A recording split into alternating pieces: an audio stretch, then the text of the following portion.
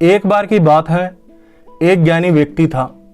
उससे एक व्यक्ति पूछता है कि महाशय, क्या आप मुझे बता सकते हैं इस दुनिया में सबसे महंगी जगह कौन सी है?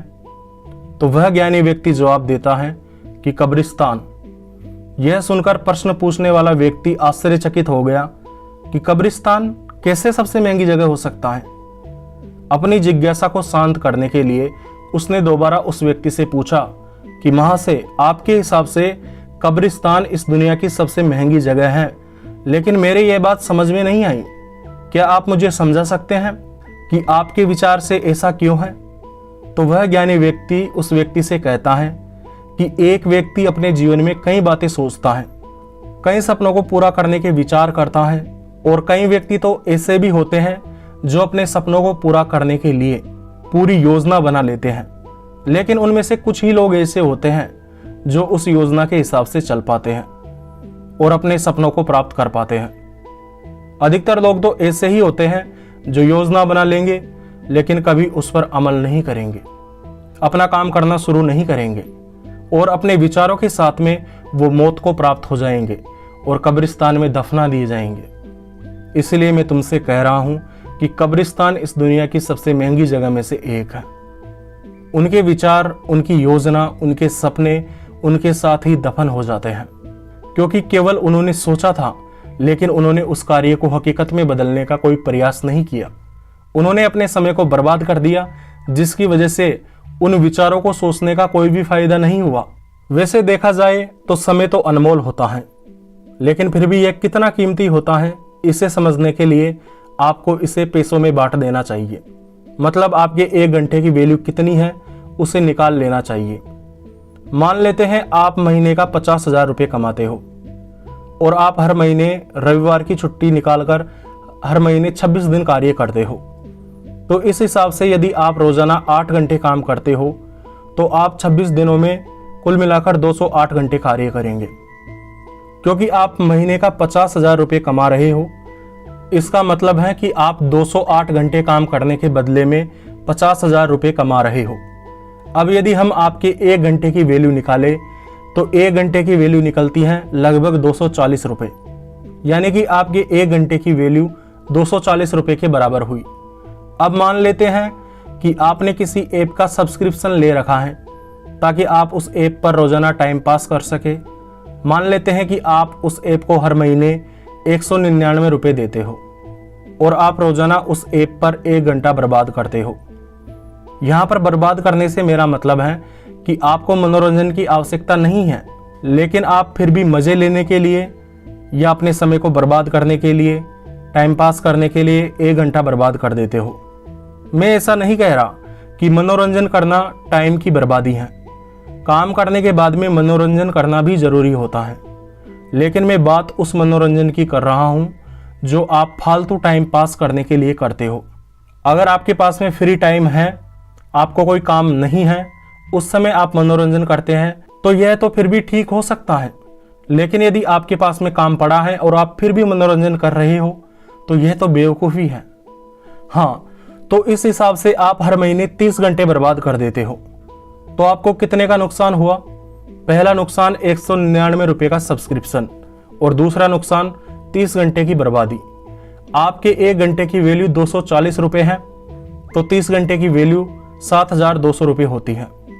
तो इस हिसाब से हर महीने आपका 199 रुपये प्लस 7,200 रुपये का नुकसान हो रहा है, अर्थात लगभग 7,400 रुपये आपकी फिजूल खर्ची में जा रहे हैं। वैसे टाइम पैसे से ज़्यादा इम्पोर्टेंट चीज़ होती है, लेकिन मैं समझाने के लिए टाइम को पैसे में कन्वर्ट करके बता रहा हूँ। इसी प्रकार यदि आप रोज़ाना सोशल मीडिया पर फालतू गपशप करने के लिए या बेकार की चीज़ों को देखने के लिए रोज़ाना 3 घंटे बर्बाद करते हो, तो इसका मतलब है कि आप हर महीने 21,600 रुपये बर्बाद कर रहे हो। और सोशल मीडिया के अलावा भी एक व्यक्ति कई प्रकार से टाइम वेस्ट करता है। आपकी तनख्वाह है 50,000 रुपये और आप 25,000 रुपये यूं ही बर्बाद कर देते हो। सोचो, आपको आपका पेमेंट मिलता है, आपको 50,000 रुपये सैलरी मिलती है, और जब आप ऑफिस से घर आ रहे होते हैं उस समय आपके 25,000 रुपये कहीं खो जाते हैं या चोरी हो जाते हैं, तो आपको कैसा महसूस होगा? बेशक इसमें बिल्कुल भी संदेह की बात नहीं है कि आपको बहुत बुरा महसूस होगा। आपको इस बात का बहुत दुख होगा कि आपका बहुत ज़्यादा नुकसान हो चुका है। लेकिन जब आप फालतू टाइम बर्बाद करने में 25,000 रुपये खर्च कर देते हो तो आपको उनका दुख क्यों नहीं होता है। एक दिन में 86,400 सेकेंड्स होते हैं और सबको रोजाना इतने ही सेकेंड्स मिलते हैं। ना एक सेकंड ज़्यादा मिलता है और ना एक सेकंड कम मिलता है, सबको बराबर मिलते हैं। अगर इन 86,400 सेकेंड्स में से कोई व्यक्ति आपसे झगड़ा करके या किसी और प्रकार से आपकी 300 सेकंड बर्बाद कर देता है, अर्थात आपकी 5 मिनट बर्बाद कर देता है, तो आप बाकी का वक्त खराब क्यों करते हो? आप अपना मूड खराब करके अपना वक्त बर्बाद क्यों करते हो? सोचो, अगर कोई व्यक्ति आपको रोजाना 86,400 रुपये देता है और कोई व्यक्ति जाने या अनजाने में आपके 300 रुपये बर्बाद कर देता है या चोरी कर लेता है, तो क्या आप उन बचे हुए पैसों को कचरे में फेंक देते हो?